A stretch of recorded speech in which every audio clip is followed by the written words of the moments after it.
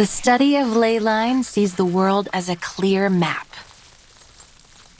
The cities look like squares to us, while natural landscapes appear to be curves overlapping one another. Many bizarre places in the world, such as the location of the Tunguska explosion or the mysterious 30th parallel north, can't be drawn in squares and curves like cities in ordinary landscapes. We need to find a way to indicate them in a clear, precise way.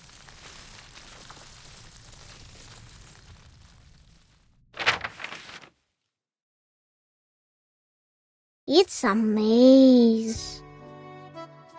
Well, it is the ley line map of a city, but you are right. It does look like a maze. To begin with, I should introduce the most crucial concept in the study of ley lines, that of ley energy. It is a special energy which we can easily detect throughout the town. See how it comes out from underneath the ground and goes into the local biosphere, circulating around like a system. If we think of the town's ley lines as a food web, then ley energy lies at its foundation. Like how big fish eat small fish, and small fish eat even smaller fish.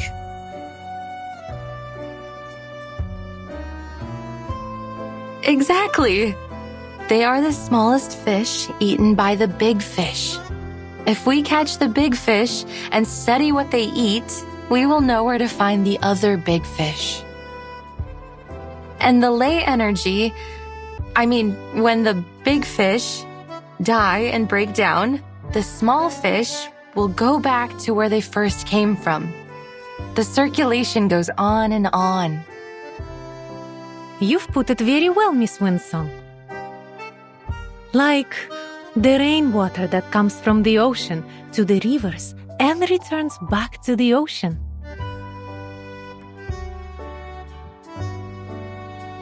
You're a quick learner. But it is not exactly like water.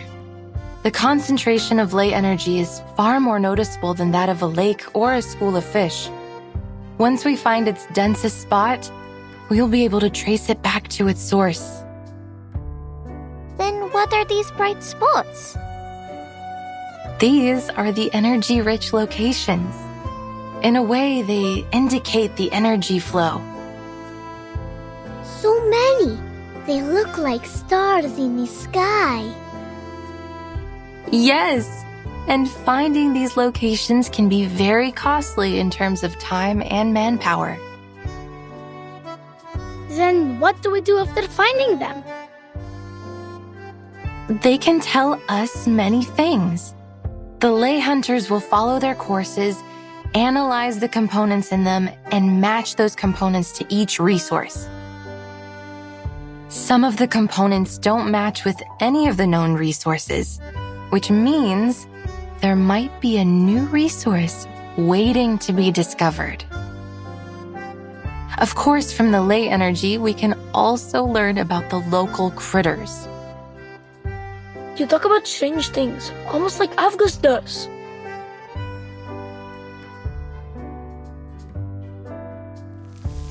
These are just lines. Like dancing earthworms. They wriggle, they twist, they're having fun. Jumping on the waves, then into the little boxes, and back into the little balls. Great, we have 2 of them now.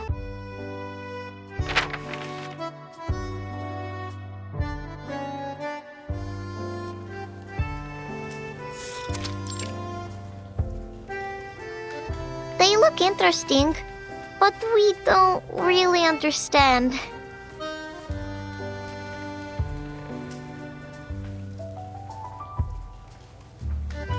Cheer up, kids. It's not finished yet.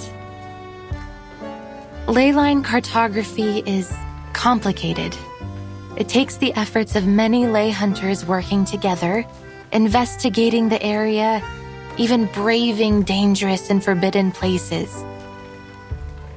to this day, we've never been able to finish a completed ley energy map.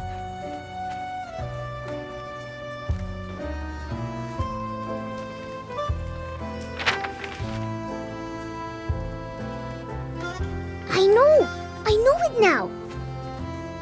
This is Rayashki. Huh? I see it too. And here is the swimming pool. That little square is our square. These little balls are our homes. Oh, I live here. The third ball on the left of yours.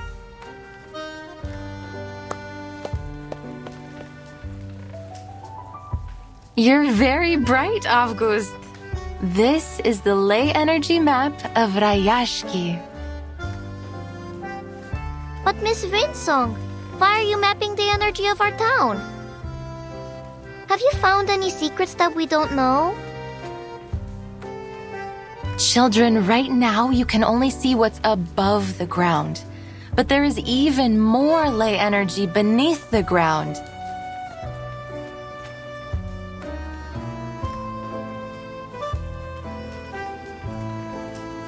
Will the sun always be in the sky? Will the glaciers ever melt away? What lies in the darkness beneath us? Are there other critters around here that you've never seen? How should we deal with them?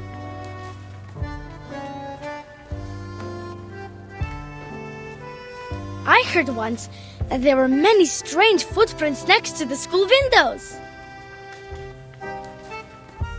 Uncle Patrick saw it. A monster with 6 legs, and each one has spikes. That must be a kikirn, a small-sized Canidae critter, mostly seen in cold areas. But the ley energy might have affected the weather of their habitat, or they wouldn't be here in Rayashki in summer.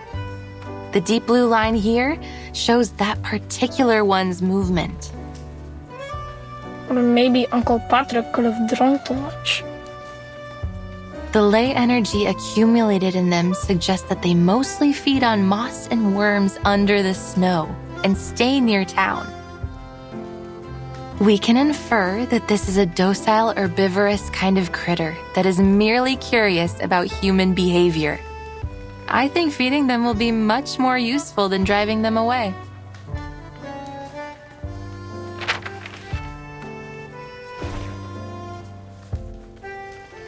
Since these critters began to overrun the area, the defense team has encountered many new creatures. I can feel there is something strange about them, but I can't yet understand the differences. You provided a different angle on the situation, Miss Winsong. I believe it would help the defense team greatly.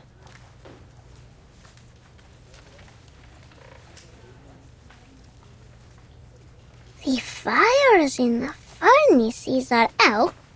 The bees and kites dance around the barn. White moss is on the wall. Oh, storms will fall down from the sky.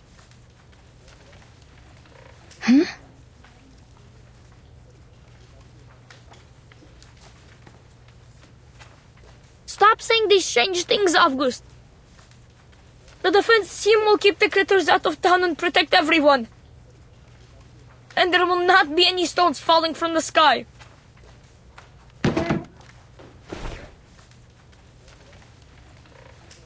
Is everything all right, Piotr? Yeah, you're lying. Rayashki is safe. It will be our home forever. I hate to tell you this, kid, but what August just said could be right. I have the same feeling that the good weather here won't last too long.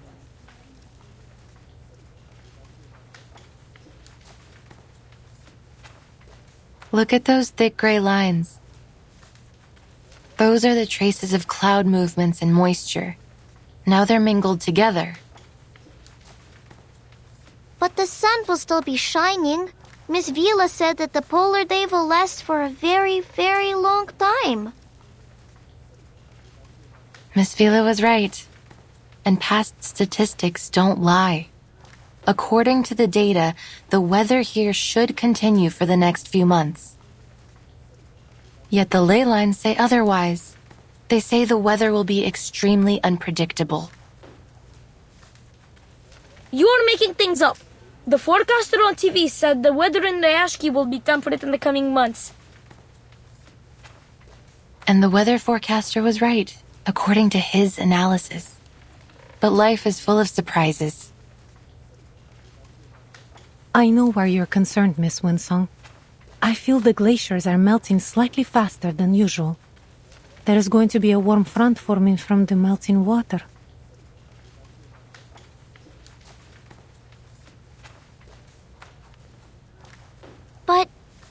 But will there really be stones falling from the sky? I can't say anything for certain just yet, kid. All I have is this incomplete map. And as you can see, many sources of the marks and traces haven't been located, which means we can't come up with a precise calculation. But there's no question that Ryashki will soon face many challenges. The weather could become much worse. The environment might change. Maybe some unknown critters might turn up.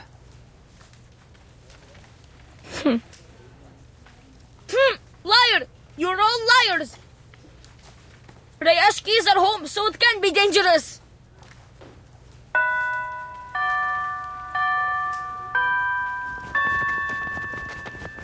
Piotr, you can't fly if your feathers get wet.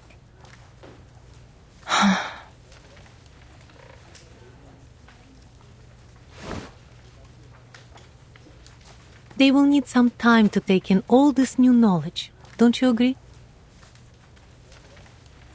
I thought I could handle all their questions. I think I made things worse. Sorry. Have faith in them. They will come around.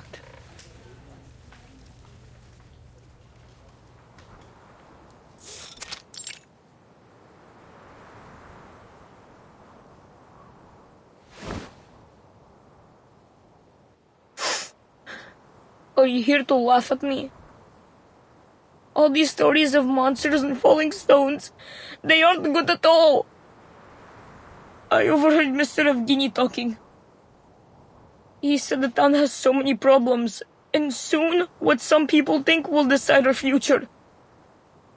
If people believe in those terrible stories, maybe they will be scared and they won't come back to Ryashki. Our town will be forgotten. But I wasn't lying.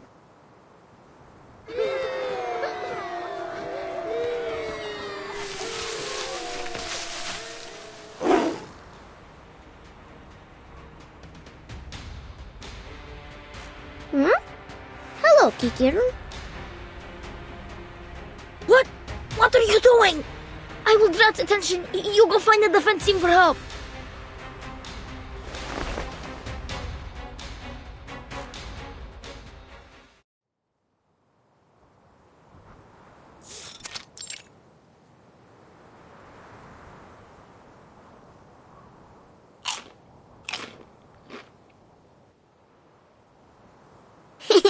It's itchy.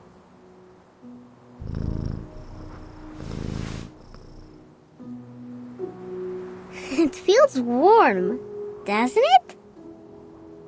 Miss Winsong said they can be our friends.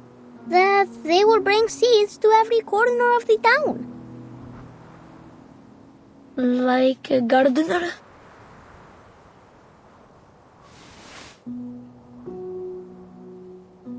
Yes. Go plant more sunflowers, Kikirn.